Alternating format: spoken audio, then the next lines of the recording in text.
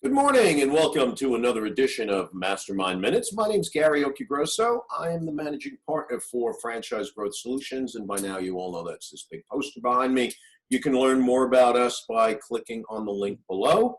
MasterMind Minutes, for those of you who are new to the program, is really a quite simple podcast. We have one guest, one topic, one answer, and we do it in minutes, not hours. We realize that it may be a bit of a tease for some of you, so that at the end of the program, we will give you the contact information for our guest. And our guest today is Dr. Michael R. Solomon. And Michael wrote the book on understanding consumers. And I think this is a great topic, especially in this day and age.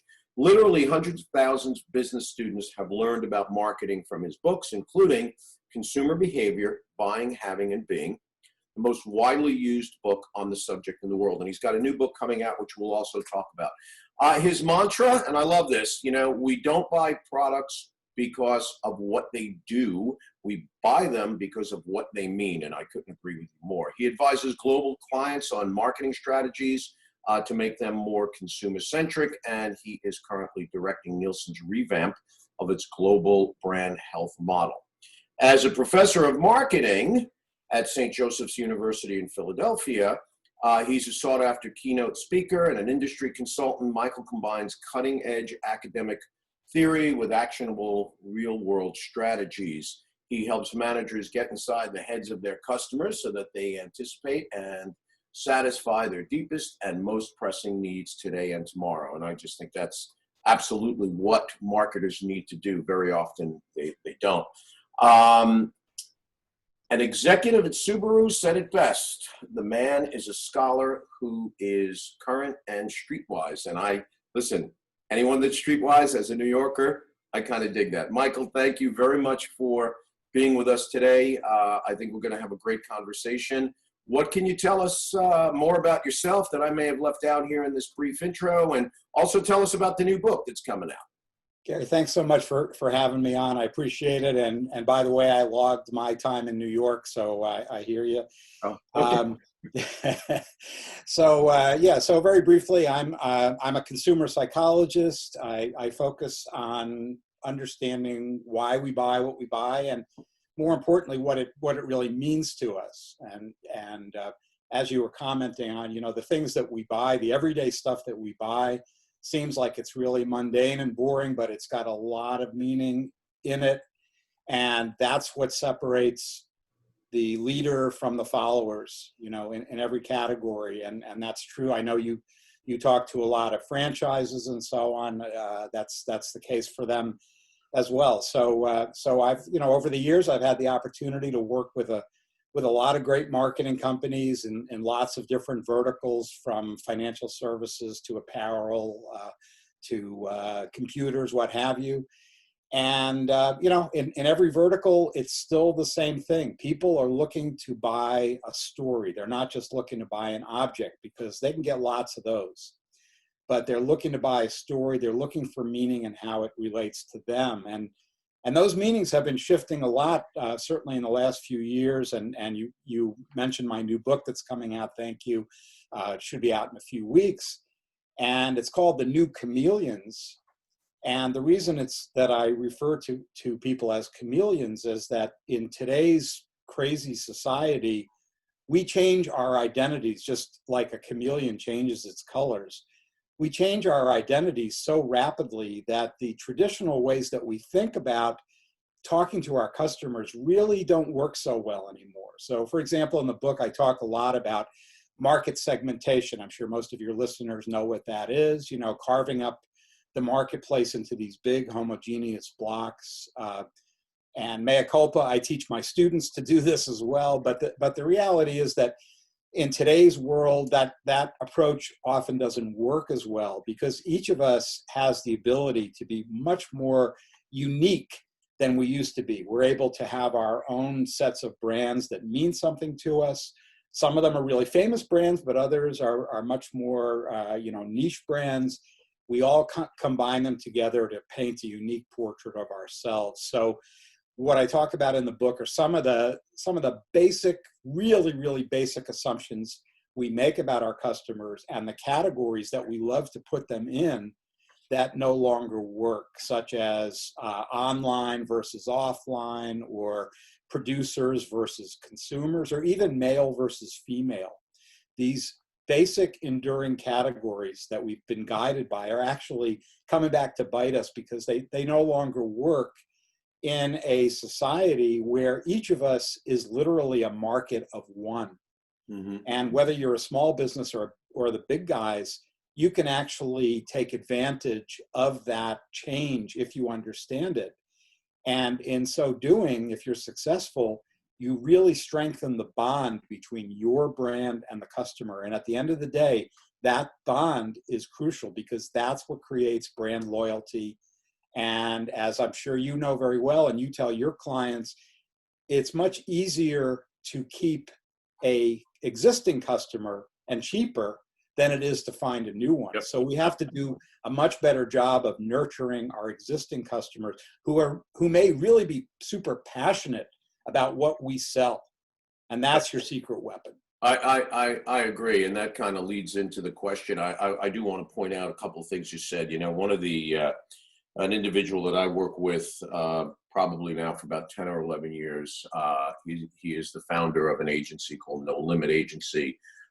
They do a lot of franchise, you know, PR, social media work, website work, that sort of stuff. And the thing that Nick Powell always says, I mean, Nick may have coined the phrase, at least for me, and that is tell your story. And you mentioned that. And just yesterday I was on a call with Nick with a new client. And again, you know, Nick is talking about how do we craft the story that really talks about your brand, instead of just kind of throwing stuff in people's face about buy this, do that. Let's tell your story. Let's connect with people. So I think that's interesting. You also mentioned how things are changing, and I'm sure that's not only a function of the pandemic, but it's also a function of how we as a society, especially perhaps in the last 10 years with the advent of social media and businesses using social media to reach people, and whatever we think about social media and who should or shouldn't be on it, that's not this, but it's, you know, how that has really changed the way people communicate. And that kind of leads into the question, and it's really taken from your book. So I think it's interesting that we started out that way, because in the latest book, the one that's coming out, which you mentioned is called The New Chameleon. I think that's a great title, because we are all very much like that, and businesses need to do that in order to react. But in the book, you say that most business people today think of their customers like diners in a traditional restaurant that specialize in one cuisine, a Mexican restaurant, an Italian restaurant, whatever. But the reality is that many customers today are more like diners at an international buffet who want to graze, and I know for myself, I'm very much like that, and they want to select from a wide variety of items. Now, you say this is an important change along with the others, because it makes it essential for marketers to revisit some of the fundamental, unquestionable assumptions, and I really would like to know your definition of that, that they make about their customers and how they need to relate to them. So please tell us more about that, because I just found that statement to be incredibly intriguing to me. Sure. Well, first of all, I think, you know, one of the great losses from this pandemic is the buffet that you mentioned. I'm not sure if we'll ever have those again, which I love those things. But you know, what I mean by that is, well, you know, I'll put on my psychologist hat for a minute. The way our brains work, the way we're wired to function, and we do this all the time, all day long, is whenever we encounter something new that we haven't, you know, seen before, we need to classify it immediately. We need to put it into a category in our minds. And it can be as basic a judgment as good or bad. Like, here's a guy coming down the street. I've never seen him before. I have to judge very quickly, is he going to mug me, or is he going to shake my hand or give me an elbow bump these days? And we do that. It's often very functional for us to do that, but where it becomes dysfunctional is when those categories that we're using are no longer relevant or valid or accurate. Our brains still want to keep those things in those categories. And so, the remark that I made about eating in a traditional restaurant where you have a certain cuisine think of it as your business vertical. You might literally, some of your viewers, might own restaurant franchises, and they might have, let's say, an Italian franchise or a Chinese franchise, whatever they have. That is a very myopic view, because today we don't want to just be hemmed in by these old categories. And that's why I think the food metaphor is really relevant, because many of us can identify with this. You want to throw different things on your plate at that great buffet. You want to mix and match them. And so people today, largely because of the internet, but of course enhanced travel as well, and I'm talking about when COVID goes away, we've been exposed to so many more different options than we used to be back in the days in the 50s and 60s, when unfortunately I can remember, when there were only 3 television networks, and everybody was watching Ed Sullivan on Sunday night. You could pretty much talk about a monolithic block at that time. But if you look at how our media have changed, you now have literally thousands of channels to choose from. Most of them are not that great, but you've got them, That is the way that marketers need to think as well. They can no longer pigeonhole themselves and use the old classifications that they've relied upon. And in fact, what I talk about in the book is that the real opportunities for growth are when you kind of let the chameleons out of those cages, and you look at possibilities for new products that actually are combinations from existing categories. I'll give you an example in automotive. What's the big success story? Today, what's the most widely bought model of car? It's an SUV. Now, the SUV as a footprint didn't exist. It wasn't that long ago where we didn't have that. What we had were other categories like a sedan, and then Chrysler invented the minivan, right? And now the SUV is a combination of those categories to create something new. And that is where the opportunities lie. So whether you're in the franchise business or whether you're just dealing with consumers, you've got to talk to them on their terms. They don't want to hear about your market share, and they don't want to hear about the terms your industry uses to classify what you sell. They want to hear how it relates to themselves and their lifestyles and the projects that they're working on. Because we're each kind of a work in progress. We're each in beta. And if you think about it, literally every day in the morning when you get up, you literally are not the same person who went to bed the night before, because there have been changes in your body, hopefully not too extreme, but literally every day you're reinventing yourself. And that's where that term chameleons comes in. And that makes a lot of sense. And if I could just kind of take it back to the restaurant/restaurant franchise business, some of the things you said there that really resonate with me. One is when I think about how in franchising, we don't want the buffet. We want that single-minded brand. If you're Chipotle, all you're selling is Mexican food. If you're Starbucks, really all you're selling is coffee, because we don't want what we call brand confusion. So that's kind of a different way of looking at it. However, that's looking at it purely from the franchisor's point of view in the sense of do one thing and do it well. And that's one school of thought. From the consumer's point of view, what I've seen happen, and the franchisee's point of view, what I've seen happen over the last few years are two very interesting things. One is successful franchisees years ago, as their businesses grew, they became what were known as multi-unit franchisees. So if you owned a Subway franchise and you were successful, chances are you were going to grow and own 10 Subway franchises. Nowadays, it's not about multi-unit. It's about multi-brand. So what the operator begins to understand and understands is, hey, I know how to run a restaurant. I know how to market. However, I only have this one cuisine that I'm marketing, and my franchisor is not going to let me put Italian food in my Mexican concept. So what do I need to do? I go out and I buy another franchise concept.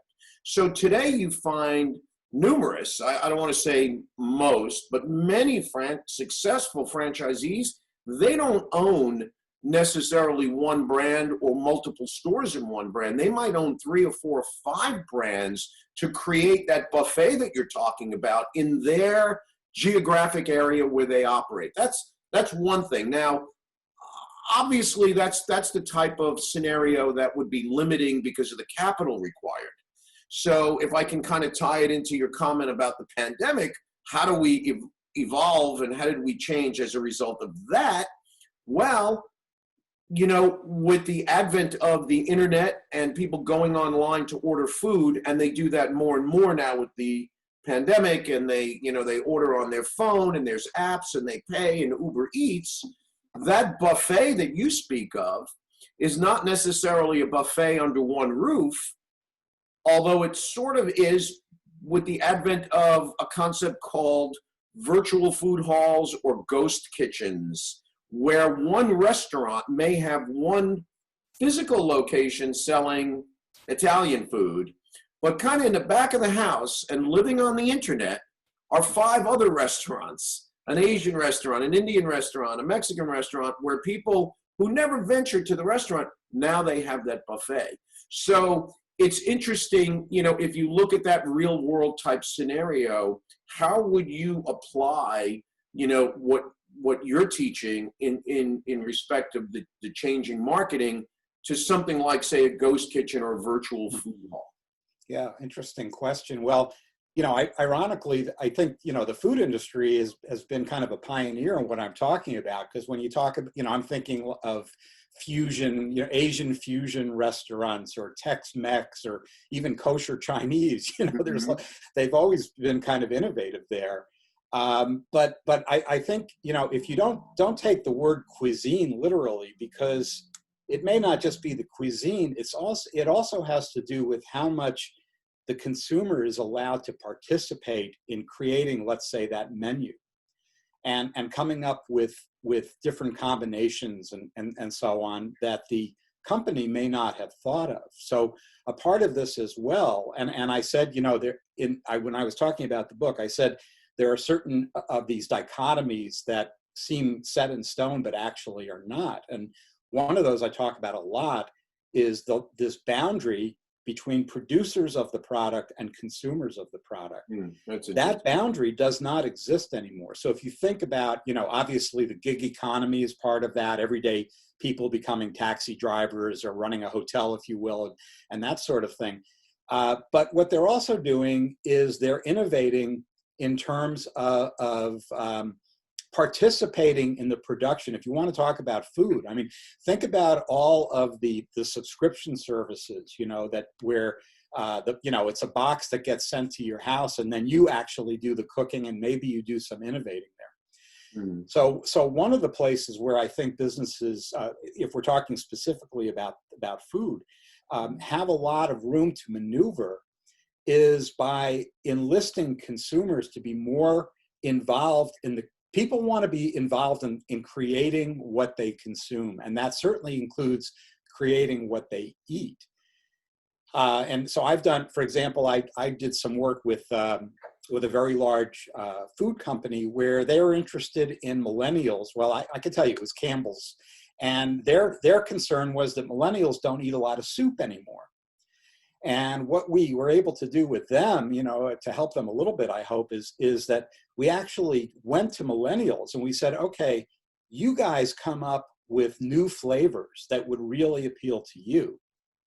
And they did that, you know, and so they were able to come up with things that the magicians in the, you know, at the corporate level were not able to, because they didn't have that perspective. So I would say one broad answer to your question is get out and talk to your customers. Don't assume that you know what they want. You know, the biggest, I guess you might call it arrogance, that a lot of companies have, and I don't care if it's the fashion business, home furnishings, food, is thinking that you know better what your customers want than they do. And I'm always amazed, you know, in different verticals that I work with, how little research is done that actually asks consumers not just to react, yes or no, would you buy this? Everybody does that. But getting them to be what I call co-creators, or maybe it's, chefs in the kitchen. I don't know. I guess you can have too many chefs in the kitchen, right? But, actually getting them to be involved. And what we find, research supports this, that when people are actually involved in the production of what they consume, it's much more important to them. And, it's actually called the IKEA effect, because, for those of us that have assembled bookshelves and things from IKEA, whether or not you have a few parts left at the end, like I always do, every time you look at that bookshelf, it's not just a bookshelf now, because you actually built it. Yep. And anytime you build something, and whether that means that that somebody names a sandwich after Gary at the at the restaurant you go to, it's up on the wall like they used to do in the delis, you're going to patronize that place. Yep, I'll bet. agree. And you're going to drag your friends there and say, oh, by the way, look up at the wall. I agree. If I could just interrupt just for a second here, because I think that's a key point. When I look at and when we don't have to stick to restaurants, but since we are on that topic, when I look at the success of a brand such as Chipotle, for example, their entire brand voice, if you will, is the idea that the guest can go in and create whatever they want. If you said, how many things are on the menu with Chipotle? I don't know. I've never done the math. They got 40 things in the steam table. Can you make a couple of billion out of it? I'm not sure, but whatever that number is, I think that is very, very significant in the sense that the guest participates. What I wanted to ask you before you went on is a lot of what we hear, and a lot of, I think, what you've said, and correct me if I'm wrong, when we talk about research and focus groups and think tanks and all this stuff, big companies with big budgets have the ability to do those things. How does the guy that owns 4 pizzerias, or a guy that owns, shoe stores or something, how does the small businessman or woman get that level of information to help them grow their business, because they don't have those research budgets? Absolutely. Yeah, it's a great question, and there's a couple of answers to it. One is there's a lot more information that's free these days because of what you can pick up online. That's one thing we could talk about. But the other thing I would, what often strikes me, and again, this applies to big and small businesses, is there are 2 sets of assets that companies ignore that are their best assets. One I've already mentioned, which is their best customers. And the second is their employees. Now, their employees are in the trenches every day. They're not the guy who makes your pizza is not a marketing researcher, but he or she is still interacting with customers hundreds of times a day, maybe. And so the best place to start is in your own backyard, where it's pretty much free, right? And even if you incentivize, like a lot of small businesses might have a prize for the employee who comes up with a change to something, a change to the menu. So even if you have a suggestion box where you incentivize your employees, they're hearing people talk all day long. They're hearing people standing there while they're making the pizza, and maybe they're grumbling that it's taking too long or something, or maybe they love the way the guy spins the pizza, whatever it is. That kind of input is invaluable. And yet the impulse is always to take out your wallet and write a check to a company to basically do the same thing. Now I'm not saying there's not value in hiring a research company, believe me, but it is by no, that's not the only solution. So, and asking your best customers, again, is not only, it's very flattering, right? If I get if you say to me, oh, Michael, you're in here 3 days a week, I assume you like what I do. And I say, well, yeah, tell me why, and what would be even better for you. And the fact that you've even bothered to ask me is so unusual that I'm going to be your customer for life. Yeah, I think it's critical. And another piece, just to add to that, because I think that's significant insight, is, for the business owner, and I don't mean this in a harsh way, but it may come out that way, is to be awake. So, if you've got a steam table, and if you're Chipotle and you've got a steam table, or a small operator, let's not use Chipotle, and you've got chicken, steak, and pork or whatever, and at the end of the day, you've always got beef left over, your customers are telling you, we want more chicken. If you're in the dining area and you see people constantly pushing two tables together because your parties are parties of four, not parties of two, well, then you need more four tops. People, they'll tell you, and a lot of restaurants today, when you actually, in fast casual restaurants, when you order at a counter, not that kind of that assembly line, sometimes you will build the product. Oh, well, I want a chicken sandwich, but I don't want a pickle, or add this, leave that off, do this, do that. Guest has the luxury of building the product. They love that.